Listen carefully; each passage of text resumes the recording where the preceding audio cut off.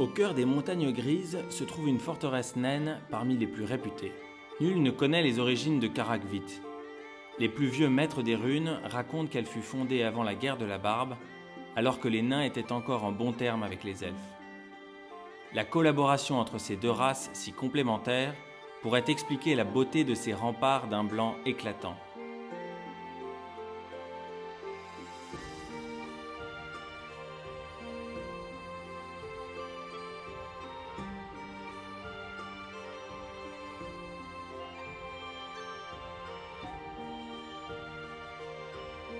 Construite à flanc de montagne et protégée par le fleuve Rogna, ce bastion s'affirma au cours des siècles comme l'un des plus sûrs à l'est du Vieux Monde.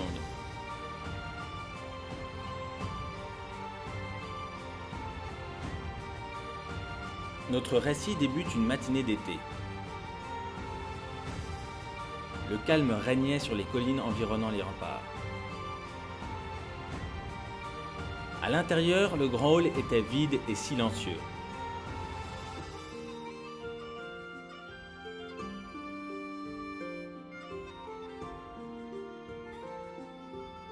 Seuls quelques guetteurs vigilants en haut des remparts attestaient de la présence naine à l'intérieur de la montagne.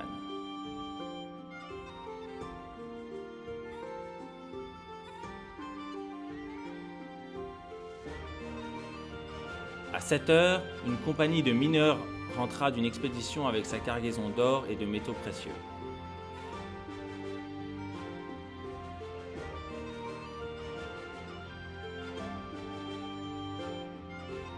Ils furent accueillis par Vitar, seigneur des lieux et descendant d'une longue lignée de chefs illustres. Les retrouvailles furent joyeuses car l'expédition avait été un grand succès. La prospérité de la colonie était assurée pour les années à venir. Alors que les mineurs étaient encore occupés à décharger leur cargaison, le son du corps d'alarme retentit.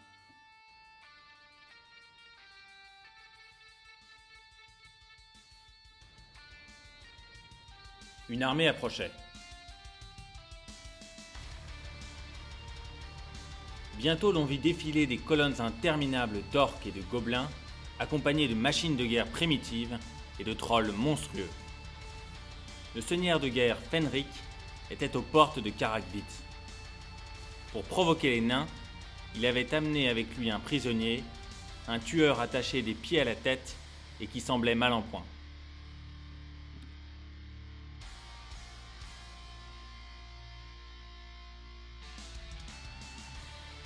Aussitôt la menace identifiée, la garnison se mit en branle pour préparer la défense de la forteresse.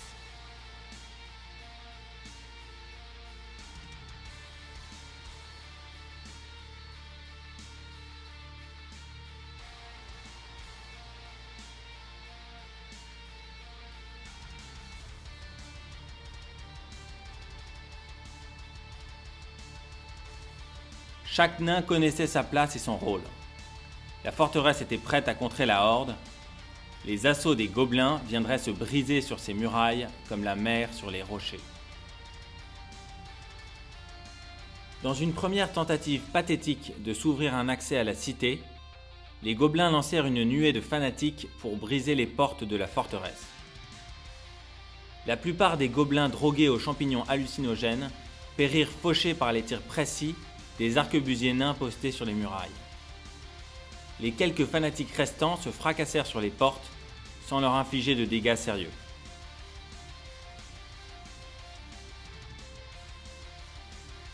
Suite à cet échec, Fenric envoya un immense troll qui s'avança seul vers la grande porte. Malgré de nombreuses blessures, les capacités de régénération surnaturelle de la bête lui permirent de survivre au barrage de tir des canons et arquebuses concentrés sur elle.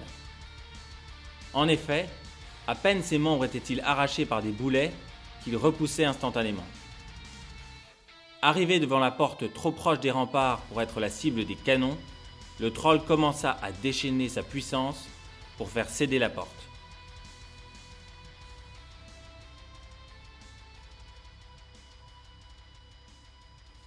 Les nains ne laisseraient pas profaner l'ouvrage de leurs ancêtres plus longtemps.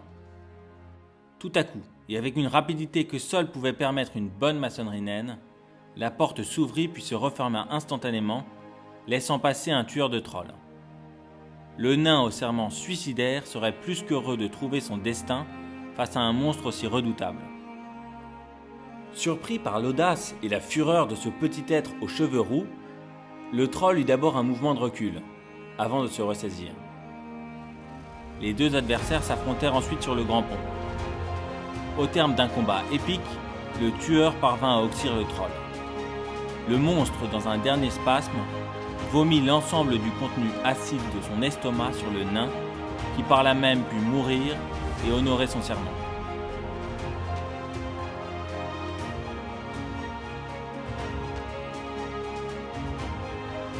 Pendant ce temps, du côté de la porte Est, un puissant chaman faisait pleuvoir un déluge de magie sur les défenses naines. Après avoir identifié l'auteur de tous ces désagréments, les nains décidèrent de réagir en utilisant leur bonne vieille méthode. Après quelques réglages balistiques, un tir de canon-orgue tailla en pièces le magicien.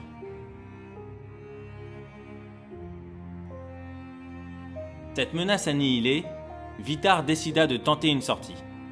Le seigneur nain et une bonne partie de son trong chargèrent à travers le pont. Confrontés à cette attaque inattendue, les gobelins envoyèrent un troupeau de squigs qui se jetèrent avec une énergie frénétique sur les nains. Mais malgré toute leur bonne volonté, les squigs ne pouvaient espérer transpercer les boucliers et armures runiques des fils de Gruni. Ils furent donc méthodiquement découpés. Les nains purent donc progresser sur le pont et arriver sur l'autre rive, sans subir de pertes trop importantes.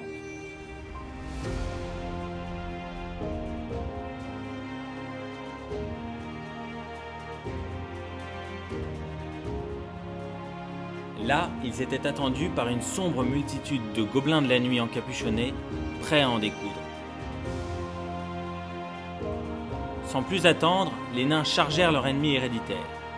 Les derniers fanatiques qui n'avaient pas été sacrifiés lors de l'assaut de la porte furent alors envoyés par les gobelins, parvenant à tuer quelques nains avant de mourir suite aux quantités trop importantes de champignons vénéneux ingurgités.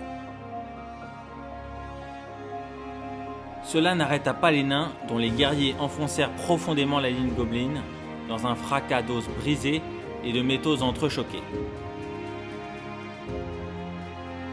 Le combat fit rage pendant des heures sans qu'aucun camp ne parvienne à prendre l'avantage.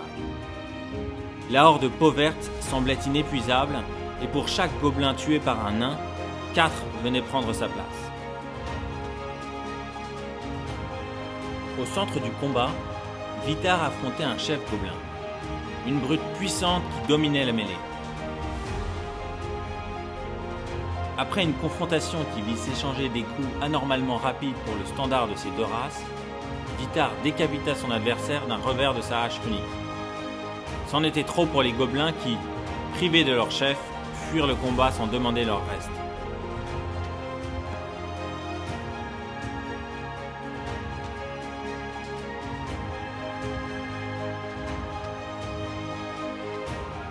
Vitar, quant à lui, se dirigea avec sa garde vers les collines où se tenaient Fenric et son prisonnier. Encouragés par le succès de leurs frères sur le flanc droit, les mineurs rouvrirent la grande porte et chargèrent sur le pont, où ils affrontèrent un régiment d'orques sauvages. La mêlée qui s'ensuivit fut brutale, chaque camp subissant des pertes sévères.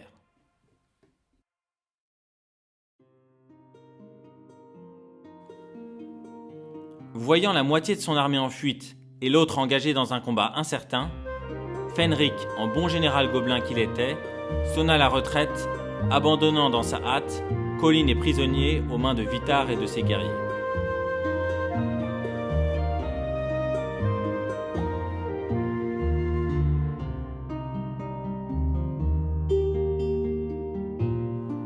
À la fin de la journée, seul un troll qui n'avait pas compris la signification du mot retraite restait seul et perplexe face à l'ensemble des mineurs qui, après l'avoir encerclé, l'abattirent sans ménagement.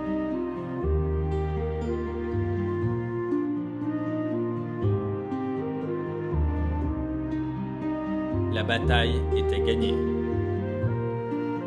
Plus tard, le nom de Fenric fut ajouté par Vitar dans le grand livre des rancunes de Karakvit. Dès lors, les nains n'auraient de cesse de pourchasser le chef de guerre pour venger leurs frères morts en ce jour.